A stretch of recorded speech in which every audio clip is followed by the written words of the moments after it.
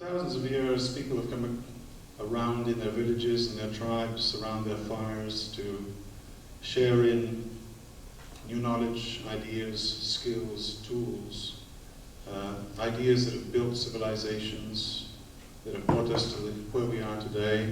And TED, of course, is a wonderful example of how today, in the global village, we can actually communicate not just with our local community, but with the world as a whole.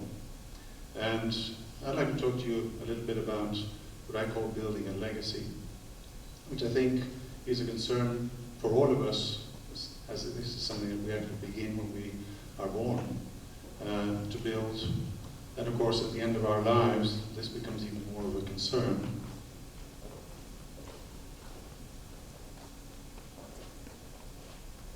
I'm an educator, and I've been an educator all my life, and I came to this country almost 12 years ago to actually continue studying, so I am perhaps a personal case and a personal story as somebody who has sought to reinvent himself with my family in this country in order to pursue my own particular dreams and the idea that I could make a better difference than where I was before.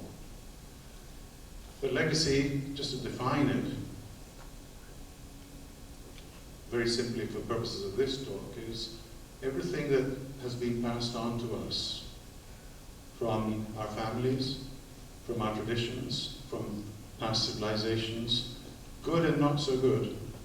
And of course, most importantly, legacy is what we pass on to those who come after us.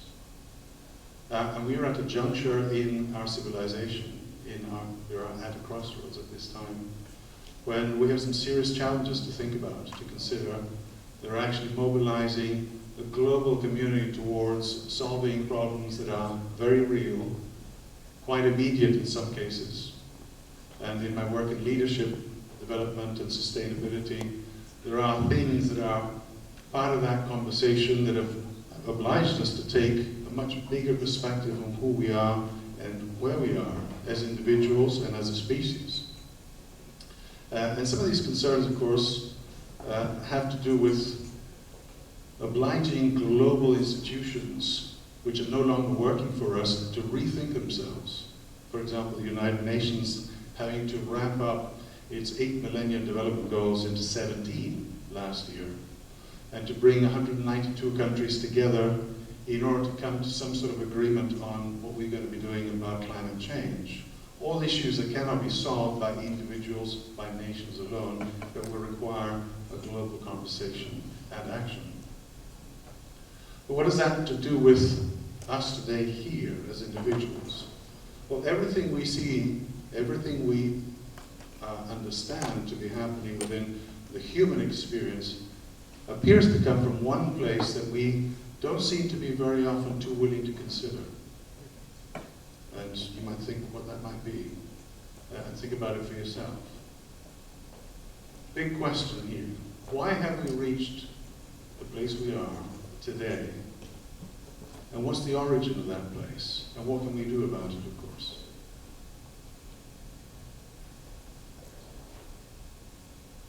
Very simply, everything we do as a species, as individuals, has to do with how we see the world, how we understand ourselves as individuals, how well we understand ourselves, and how well we see reality in order to then act on reality in ways that will actually create a positive legacy, a positive difference, which is what we as educators are committed to.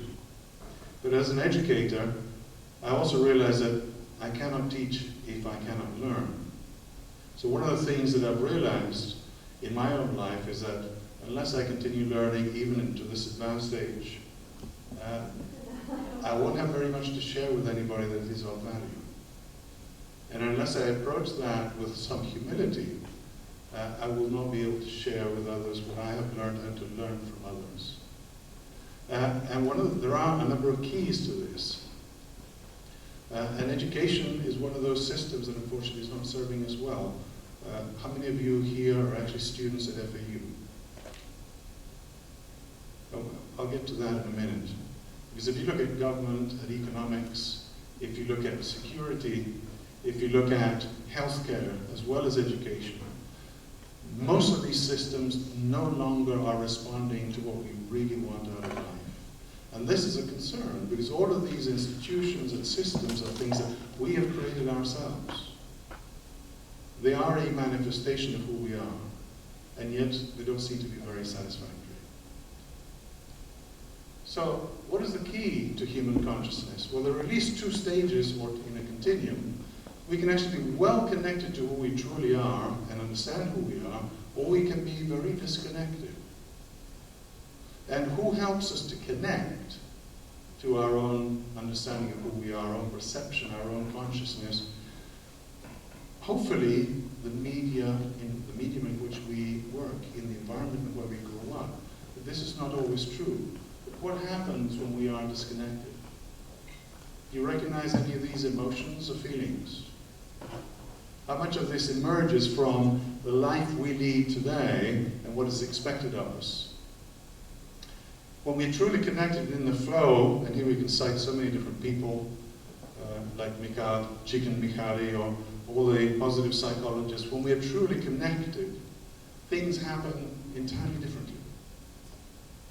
And being able to be in that state of being here and now in the present requires a state of mind and a state of heart.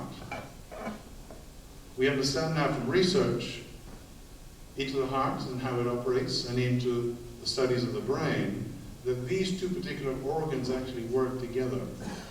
But we seem to have solved most of our problems, or tried to, by using only a limited aspect of our brain, by using reason and logic, which has brought us to this particular crossroads. So there has to be a different operating system here in order to make things work better. Please raise your hands, those of you who would like to trash the planet. Okay. So we seem to have some agreement. So what's the key? Because there seems to be one key, or at least one most important key, that actually drives this whole process. And that key is purpose. But purpose is tricky. How many of you have a strong sense of personal purpose and meaning in your lives? Can you raise your hands? Okay. We've got 1, 2, 3, 4, 5. Oh, good. 3, 4, 5. Good. Do you realize how important purpose is in your life?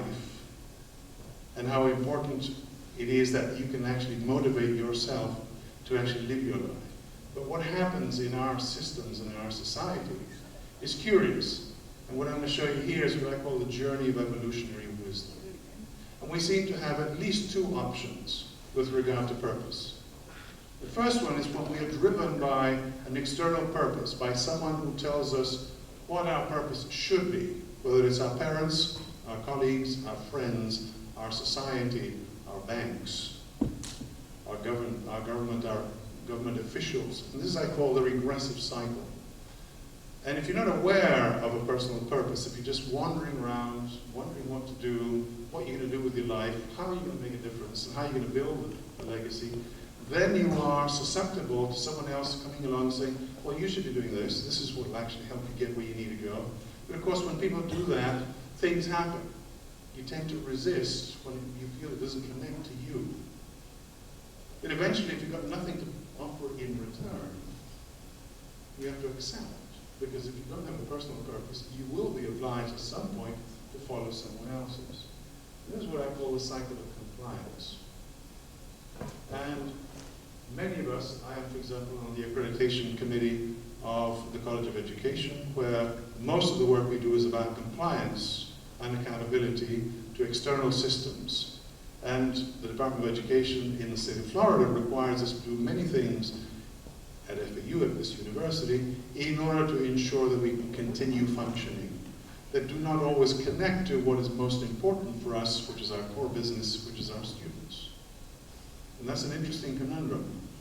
However, when you do connect to purpose, and the cycle of compliance begins to dissolve, something very interesting happens. We seem to kick in what I call the evolutionary cycle. So those of you who have actually raised your hand and said, I do have a real purpose, a genuine purpose, Do you feel the sense of intention that that comes with purpose? That will get you up, will get you to do something, to act. And I don't know what your purpose is, because nobody can determine that for you. That is your responsibility, and mine for myself. But when you feel that intention, you immediately get engaged. And you're no longer trapped in the time-space continuum. You become empowered, and you actually engage what I call the cycle of fulfillment. When you get to that particular place, that cycle of fulfillment, things change radically. That's where the legacy appears, or the potential, the possibility for legacy. And that's what I call that journey that only each unique individual must take. And this is something that here, wherever you are, unless you actually go through this process of defining who you are and what your work is, you will always be susceptible to following someone else's. So the big question is, what is your legacy? Would you like to do an exercise to see if you can find it? You're willing to take a risk? Okay, I'm going to ask you to close your eyes. Just sit up quietly and straight. Just focus on your breathing. Put your feet flat on the floor. There you go. Because we're going to connect to different dimensions of who we are that are going to go beyond the intellectual. So from your feet, actually connect to that earth that we all want to preserve, and get your attention focusing all the way down into the center of the earth, that earth that actually nurtures us, that provides us everything that we need, and that asks for nothing in return. That is a connection that is very powerful, where we are grounded in that real third dimension of who we are on this earth as individuals. And just focus on your breathing and let your breathing relax as you do this. And then, as you go breathing, just relax a little further and bring your attention to the center of your chest, to your heart. And from your heart, imagine the field of your heart expanding horizontally across the planet, across this room, across Jupiter, into the community, and across the planet, connecting with everybody on the earth, and every creature and every plant. And just sense that connection that we have with everything around us. That is where we connect emotionally. And again, just breathe a little further. Relax more into your seat. And then just go to the top of your head and allow your attention to go up through the top of your head into the universe, connecting to everything that's out there.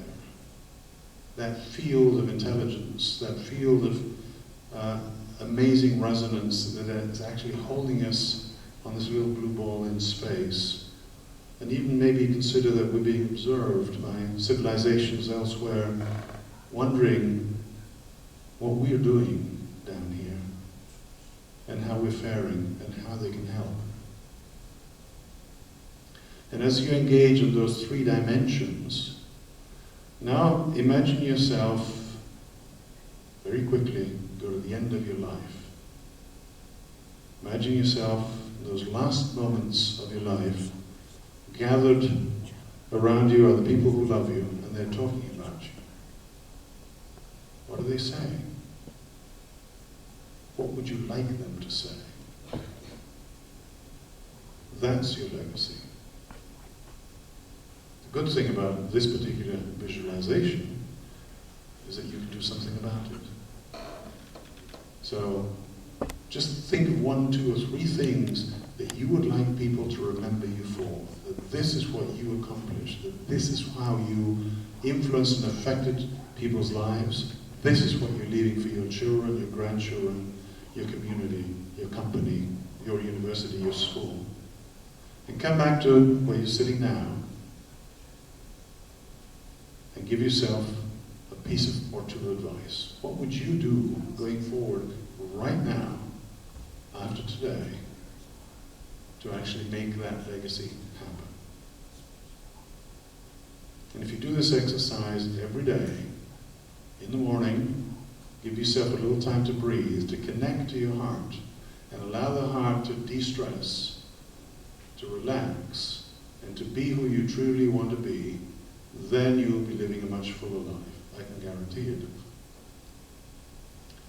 So, just breathe in again, come back, and we'll continue. So the question is, how do you build? A legacy is not really an individual activity. A legacy is a social activity. It's done initially by myself, but then it happens with others. So how do I bring others together in order to create that legacy? Well, first, like we just did here, we connect with ourselves. We connect with that resonance of who we truly are, that central purpose, that thing that makes me feel so good that there's no work involved, for which I have a unique talent. Even if other people have told us that that talent is not good enough or is not what we need, whatever other people have told us, that is not necessarily the truth. But after that, and here we are looking at a theme for this particular TED event of innovation and leadership. How do we lead? How do we innovate if all we do is repeat what other people have told us? Innovation requires creativity, and creativity does not occur where we think. It actually occurs in the space between thoughts. Think about that, in the silence, very often in the shower.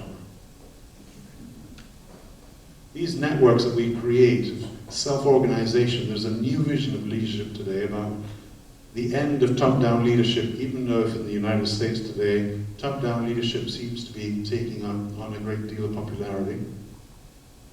What do we mean by create an organization that actualizes itself?